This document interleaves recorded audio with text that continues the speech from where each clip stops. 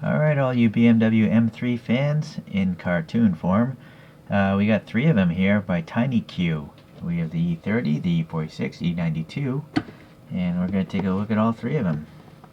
Not going to really talk about the cars, I kind of saved the stats and all that stuff for actual true 64 stuff. So these videos are a lot shorter and just even more carefree than my other ones. So very casual. I like how TinyQ here numbers their releases here on the top. So this must be the 5th one they came out with right here. And this is the 14th one.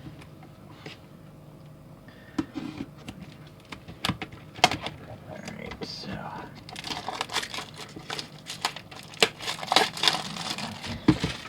let's start in order here. So number 4, we have the M3 E30. What I don't know and haven't checked is 04 is just the casting. Probably just the casting. And then they have different liveries, I think, within the casting. But correct me if I'm wrong. I'm pretty new. This is my second batch of TinyQs that I've reviewed. I'm reviewing here, so I'm pretty new to collecting these.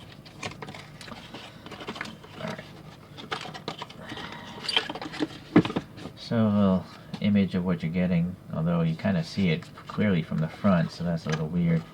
Yeah, there's your basic info. Pullback toy, tire treads. Well, obviously it's treaded, but they should probably say rubbery tires. A metal chassis, which is unexpected, and then you can actually set the steering, so as you let go of the thing, you'll actually do a spin. Looks like there's some stickers, or yeah, these are stickers. Piero and Hutchinson. Alright, so I'm gonna guess that this is actually a real race car. You know, this livery they went for here. The case looks like a Lego, so you can just stack them up. That's a pretty novel idea. The reason why it's so tall is because TinyQ does commercial vehicles like box trucks and construction vehicles, so this case is meant to fit larger trucks. So here we go. So there's a door here. It's on the back, and the reason being, you know, if you have these all stacked up, you can remove them without having to unstack the Legos. So pretty effective packaging. I think this is just a friction spit here. I'm pulling it vertically. There we go. Yep. So you can see it's got some plastic teeth that are grabbing those little rectangles there on the sides of the chassis. Okay. So, boy, get those stickers out of the way. So I didn't do any research on, you know, this race car, unfortunately, but I would give them the benefit of the doubt. What's also weird is the Piero is already tampo printed on the windows. So I'm not sure why there would be stickers. Like, where would you put those if it's already on the side glass? What do you think? That's weird. And also, the windshield banner is also already there. So, what? Okay, well, anyways, I guess it's just a little extra that maybe you could put it on a different car. Alright, so let's see this emblem here. Yeah, you can read BMW, so that's pretty nice. And then you'll see this printing. It's not a decal. This is all tampo printed, so it should stay pretty nice for a long time. It's not going to crack like a decal would. This thing has the clear plastic headlights, looking good. Really good depth to them. There's an M3 printed there. It's not really legible. Or I guess it would just be the M, not M3. Chrome grille with a little black paint in there. Good ribbing here in the grille. Orange for the turn markers. Looks good. A little black in all these vents. Seems alright. And then some sponsorship printing. Decent enough mesh wheels. What I like is there's actually the BMW roundel in the middle of them. And again, I think you can actually read BMW. Let me focus in on this back one. Yeah, look at that. It's actually very rare to be able to read BMW on a regular 1/64 scale model, from my experience. So it's kind of funny that you would actually be able to do that on a cartoon car. BBS, that's must be those wheels, right? Separate plastic mirrors, and then an actual reflective insert, so that's nice as well. And then printed on taillights, but they're printed pretty nice, I guess. Some small exhaust tips with a little bit of depth in the middle of them. Indication of a tow hook there. Something in this license plate area. And again, the BMW roundel. The wing is a separate piece. It seems an okay thickness, not overly thick like a Hot Wheels. I think this canopy is completely opaque. You can't see any of the dental pick behind. So now looking at the chassis here, you got this, it is metal, right? And then it says right or left because you can twist this thing if you want to twist this if you have small fingers, but I find it easier just to actually twist the wheels. Maybe. Oh, maybe it shouldn't. There's a lot of resistance there. So let me get that finger in there. So it's a pretty wide arc, but I guess it's better than a Choro-Q. A Choro-Q is just straight only. So, but what you don't get in this one is a slot to hold a coin, which actually I prefer because you can actually see more of the car. Right? I don't know how many people really play with Choro-Qs with the coins in the back. Alright, so what's nice is it tells you what version of M3 it is, so that's good. And then some little extra details there. The tire treads, yeah, they weren't lying. They're there, and they look okay. So, pretty nice. There's a little sunroof action here as well. Alright, well, let's take a look at the next one. Let me back out here. In fact, let me unbox both of these, and then I can set the camera once. Same old stuff as the before. This one's called Phoenix Yellow. What I like about this packaging is you can see at least 3 sides of it. Well, technically 4 sides of it. You can see the top, right, the back, the front. So you can look for defects. I don't like, models that come in a completely opaque box because you can't check for defects at a store. Obviously, if you're buying online, that doesn't matter, but I actually do buy a lot of stuff at a local, local shops and stuff like that, so probably 50-50, I'm not sure. Okay, so that was a little easier to get out there. Alright, number 14. So this was Atlantis Blue on the 14.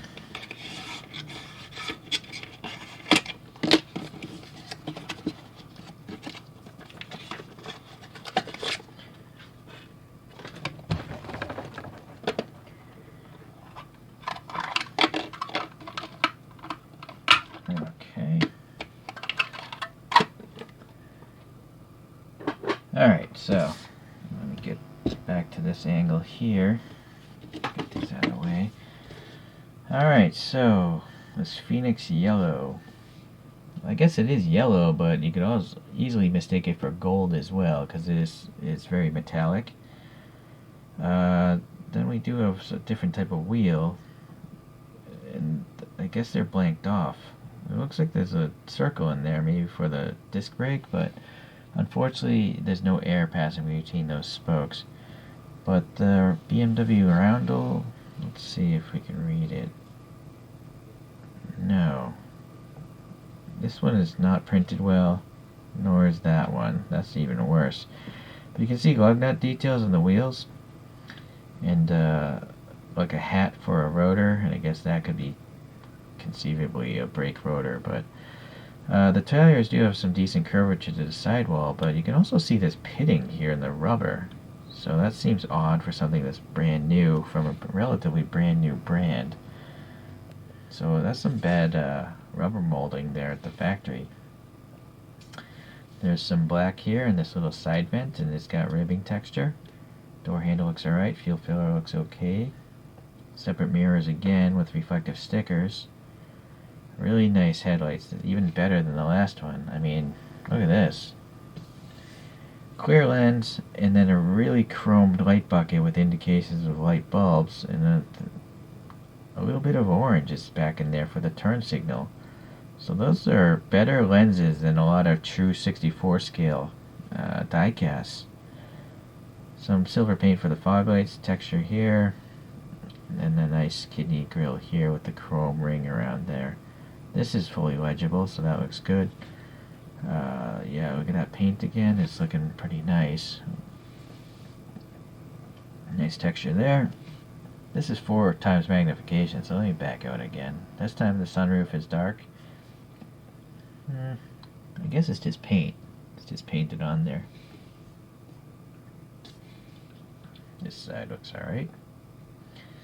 But yeah, look at this tire though. The body looks alright, but this not so much. Okay, so the exhaust tips look pretty decent. I mean, they're nicely molded. There's a little depression in there. No black paint, but they're alright. They're like a gunmetal. They're not even black. Nor are they silver. Rear taillights again printed okay. A little bit of silver missing there though. Roundel there, and then the M3. Pretty legible. No, nothing in the license plate on this guy though. Alright. Same type of base, but E46 this time. That base looks a little worse than the last one. The casting of this one seems a little sharper. So this must be running towards the end of the mold's life. It is screwed there, and then I guess these must be tabs, yep, holding the back end. So that is very Choro-Q style. You can see the chrome light buckets back there. Oh, is this canopy? Now this glass is transparent, just really dark. If you look through the window of this, you can see my finger in the pick there. Let me try that on the other one. You know what? It is transparent. It looks totally opaque though to the naked eye. It's so dark. I don't know. But apparently it is transparent to some extent on this one. So interesting. Alright. Let's get to the third one here. So nice metallic blue this time around. Really nice actually. Look how smooth that clear coat is. Pretty impressive. Same type of wheels. These tires look a little better, but not great again. What is that? That might just be some residue. Never mind. Okay, little door handle, some vents there, fuel filler. Now these headlights, let me get in on these, because I'm pretty impressed with these headlights. So, clear lens, and then a chrome bucket again with some details back there, and a little orange for the turn marker. The black isn't so well applied here, unfortunately. Much better on this side. It's like there's not enough black here. It's weird. Texture there, black there. The roundel's fully legible. A couple of vents on the hood. Let me back out again. So, see, it looks like a totally opaque window, but I'm sure when we get to the bottom it'll be transparent. I'm noticing there's a little black here in the mirrors, and there's actually air passing between.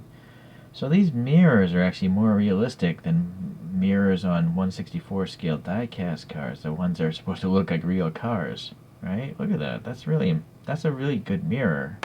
It's one of the best mirrors I've seen collecting toy cars. Unfortunately on this one, I feel like the wheel gap is too big. It's too much. And then look again on this tire. There's like weird crevice or something. So they're not really good at molding tires at the factory here. Okay, reflective stickers again in those mirrors. Going to the back. M3 looks good. Printed on taillights again. And then same type of exhaust tips. Yep, okay, ribbing there. What's weird is there's no black paint here and here. Should it be? Are those real vents on the real car? Not sure. There's an impression of a license plate, but nothing printed on it. Okay, so this is a crisp bottom here. E92, steering, all that same stuff. I think the tires are all the same. Let's look at the treads. Those are identical. Those are identical. Alright, so they're all sharing the same tire. Okay, sorry. Got a dry throat. Alright, let's compare to a couple other models. Get this thing up here.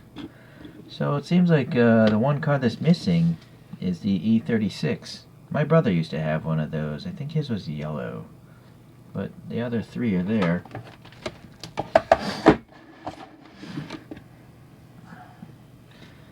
Alright, there we go. Now, 1/64 scale wise, what do I have? I do have this Mini GT. It's an Alpina BMW. Boy, how am I going to situate these? Let's try this.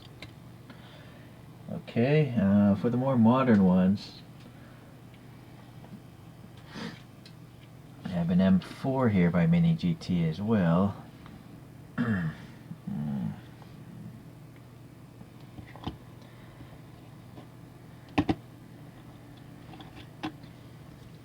then this last one is by Power 64. It's an M3.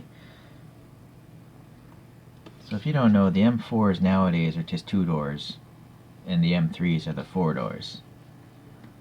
I don't know if that is better or worse than the old days of just saying a 2-door or 4-door M3. Okay, let's get to the top view here. So it seems like the TinyQs are wider. They're wider than all these 1/64s. Although with the Liberty Walk body kit there, maybe it's close. Yeah. And then height-wise, it all seems like the TinyQs are taller as well. And then naturally, they're smushed lengthwise, and that's what makes them look like cartoons. Oh, you know what? I'm sorry, we didn't check to see if these windows are transparent. Yeah, they are. You can see my finger. It's really dark from the outside, though. Okay. So, let's get these guys out of here.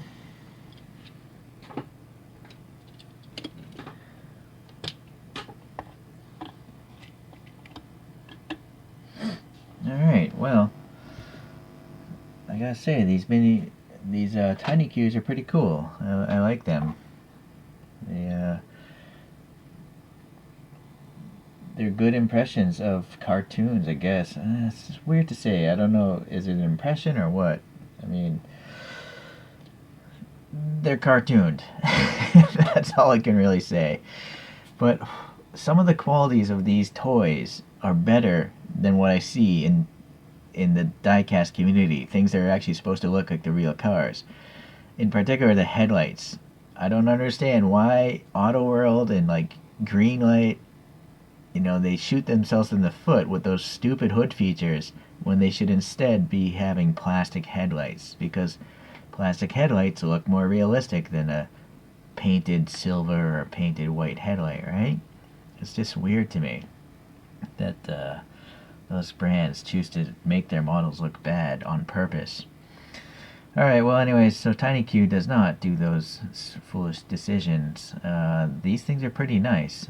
Ideally, the taillights would be clear as well, but I think for the money, these are pretty good. You can actually go to the website that TinyQ has and order directly from that website. You don't have to go to retail.